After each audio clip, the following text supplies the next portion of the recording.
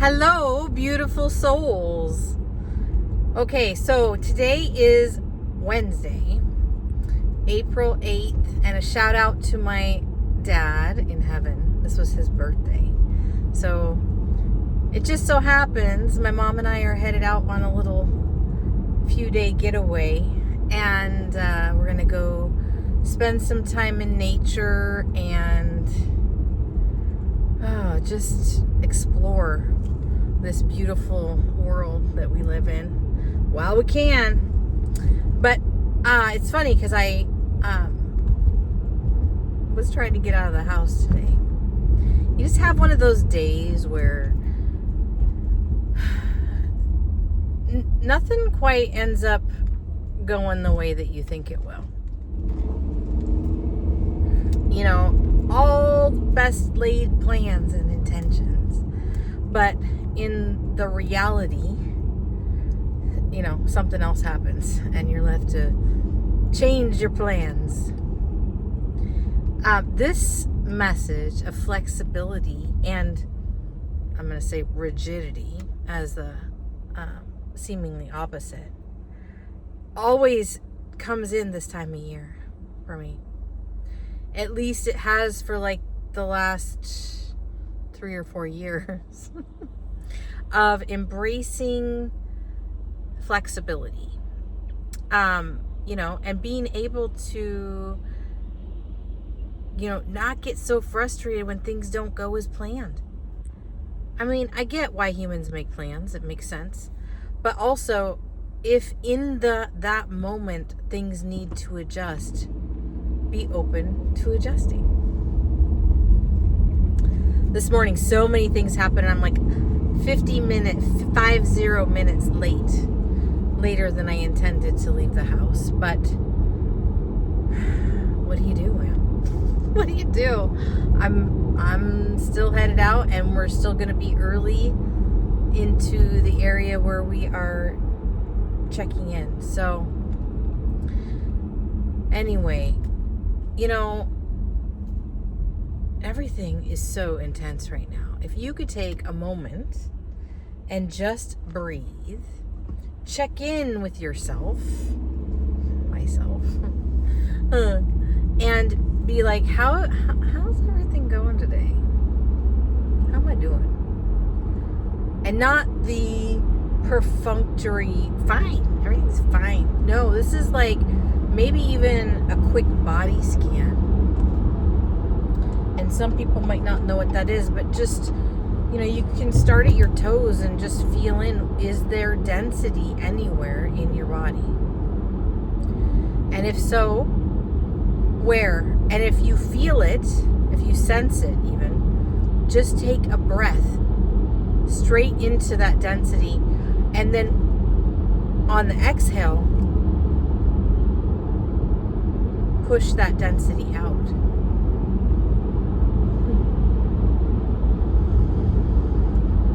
So, what is the state of you? How are you doing? You know, nervous system regulation is so important. And I know, you know, I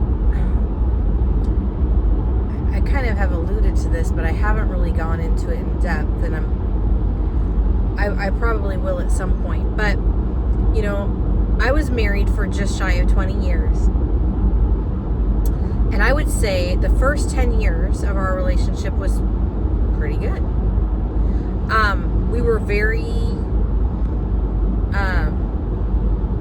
goal-oriented, and I would say materialistic in what we were going for at that time. Well, mainly, and then I started to change. I started to awaken. I had a near-death experience, and my values changed. And so the reason I'm saying this is that as that relationship got progressively more stressful and less safe feeling, like as I was changing, it was not safe for me to express how I was changing in my relationship or even with my then husband. he was like, well, he liked the person that he married, obviously. But here's the thing, we all change.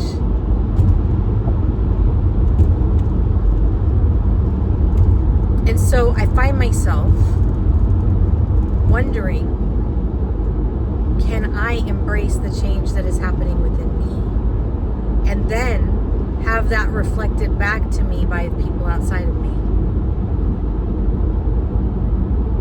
But after living for probably 10 years, maybe a little longer, in what I'm going to call is a cortisol dump, because I was so stressed out all the time.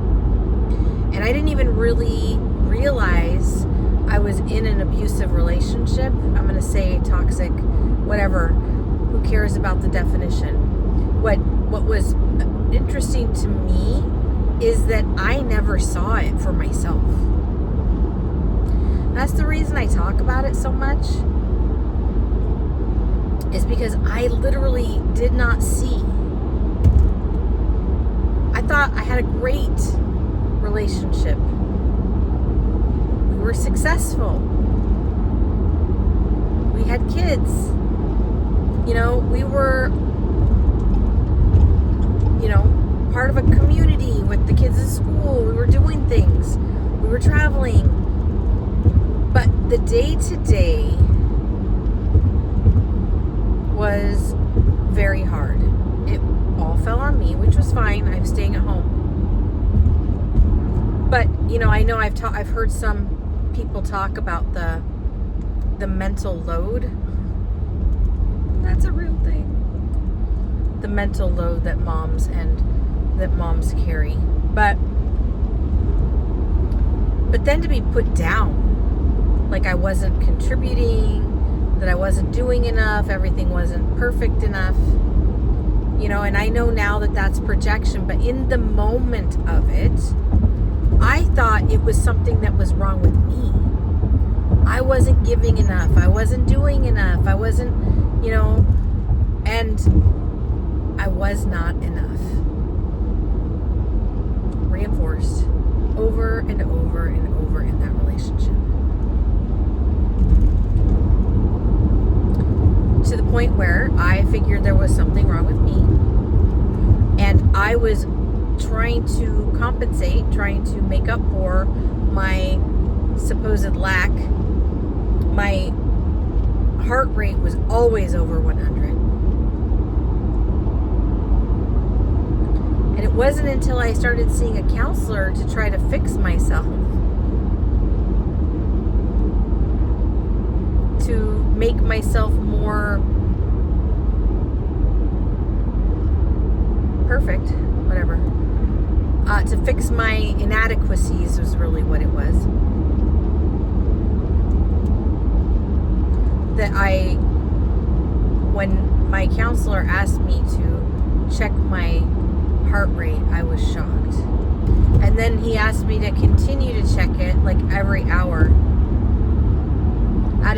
And then he told me it is not normal for it to be that high all the time. I didn't know. So my nervous system, by the time that relationship ended, was shot. I had, my body was like slowly breaking down just from bathing in all of that cortisol.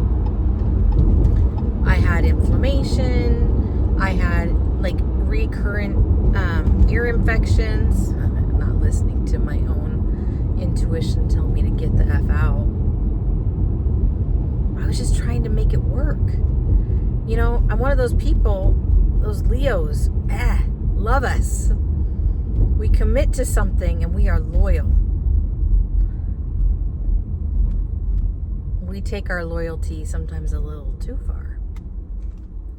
So anyway, but yeah, so your nervous system, my nervous system was shot. And it's only been recently, after years of breath work, of yoga nidra, of inner work, of shamanic journeys, of all of this multi-pronged way of looking at trying to, it's not even heal. I mean, trying to get used to being calm again. Because when we are used to the certain level of chaos or stress, we tend to create that again and again and again until we look at it and we start to embody peace and calm, and then that becomes our new baseline. Because after living in that for 20 years, that was not my baseline anymore.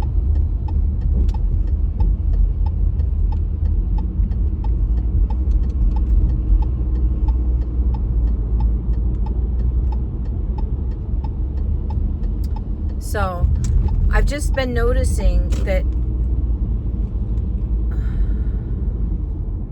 it is now. I can notice the subtle signs of when my body starts to get dysregulated. Like I said before, that was the norm. I couldn't really feel it. But now I can tell. And what's so great about that is, from being in the present moment, is that I can make shifts, choices, like informed conscious choices in the moment to change my body chemistry, my nervous system. You know, and if you're tuned out, you can't do that. You just bulldoze through it, and heaven knows I know. So here I am, a week off. Maddie is off with her dad, and I am going to pick up my mom, and we're going to go away for a few days to a place that was intuitively dropped into my head. I've never been where we're going before. I hope it's good. I hope it's... I know I'm doing grid work. And I'm going to go relax. Win-win. Win-win. I keep hearing win-win. It's a win-win for everyone. So make sure you're doing your nervous system calming if you are agitated. Make sure you're doing your reset. You can try some breath work. You can try a yoga nidra. Just look it up on YouTube. Ali Boothroyd is really good, and so is Kristen Rose. And I really suggest that you try it. I've been saying this for years, but most people are like, I don't want to try it. Just try it. Because if you are like me, which some of you probably are, you might not have even known that you were so dysregulated until you feel what that piece is in your lips. Until you, puppykins, until you feel what that piece is within you. And then you're like, whoa. So, anyway, I'm at Mom's. I'm gonna go. Love you.